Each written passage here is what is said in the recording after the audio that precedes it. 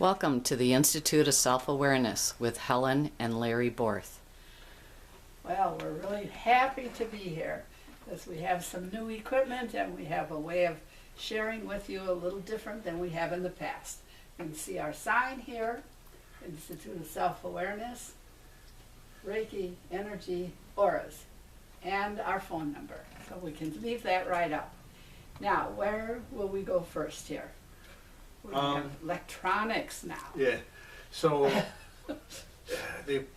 we are going to take a look at some energy and auras, and we're going to take some excerpts from the book I wrote, The Nature of Auras, and we're going to go through some of the slides and just generally talk about them, and so you get an idea of what your thinking, your consciousness does to your energy field, and maybe look at some ideas for Reiki practitioners to help these conditions.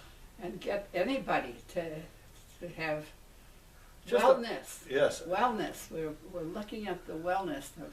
Yeah, let's go right to here. You know, we talk a lot about the condition of our aura, our energy, and we really want people to understand how the thinking affects your auric field, your Reiki energy, and especially your consciousness, because it's your consciousness that produces your energy field, and your Reiki energy as far as that goes. But it's when you have heavy thinking, maybe non-productive thinking, that takes your energy field and starts to twist it. Okay, but first, don't we all have to know that this body of matter and our energy is all one. Yes. It's all working together all the time, and most people don't even know that.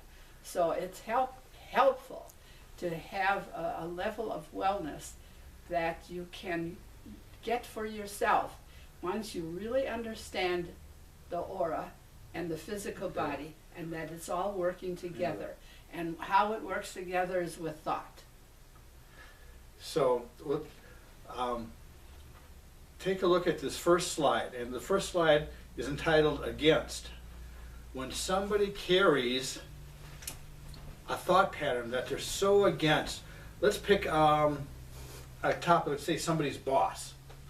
When they're really against their boss, what they're doing, how they're running the company, this produces an energy field that's maybe close to this, and variations of this, that against puts up walls, puts up energy that comes from you that's constantly blocking. So you can't hear, you can't see anything beyond your anger towards the boss.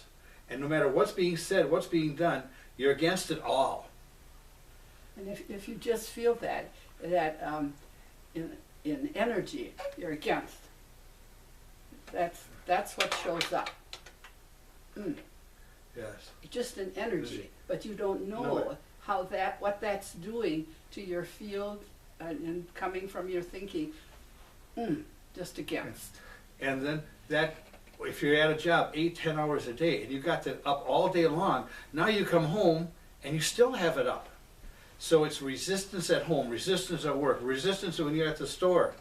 And also, when this energy field gets so thick, it blocks good incoming energy, maybe positive ideas, positive vibrations. And I hate feeling better. Feeling better. It blocks all that energy from coming in because you're so against everything. And if you have it against your boss, you have it against the government, you have it against your car, you have it against your kids, you're against life in general. And this may be an extreme case, but everybody carries some degree of this. And how that fits in with the Reiki, because the Reiki energy works with that to smooth it out, help eliminate it if that's possible. And then a good Reiki practitioner would have concepts, ideas to help that person not be so against everything in their life. And mostly they're against themselves from growing. And it's always an against type of energy that comes from them. And it really, gets me going, that it blocks incoming energy. It could be very beneficial or uplifting.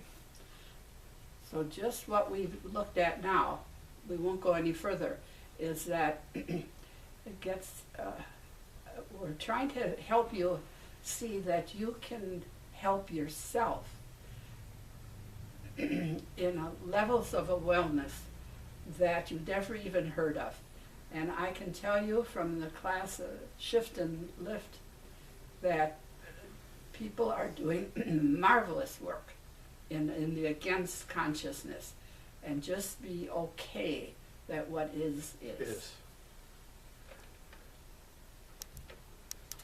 So